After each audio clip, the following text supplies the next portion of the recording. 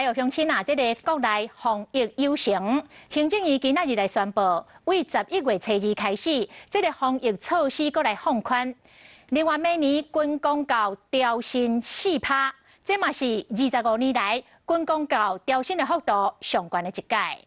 11月2号起，在进一步的松绑后 ，KTV 唱歌可以不用再戴口罩，看电影、搭乘双铁、客运都开放可以饮食，集会也不再受人数的限制，而8大行业也会分阶段规划松绑。我们要用修正案提出，就是希望多体谅，请立法院也能够早日通过。这个多一点是25年来最高的。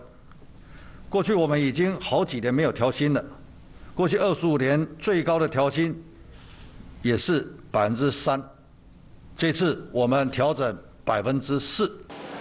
罗秉成来转述到院长苏贞昌的讲法，因为台湾的社区相对安全，所以整体防疫来放宽着措施。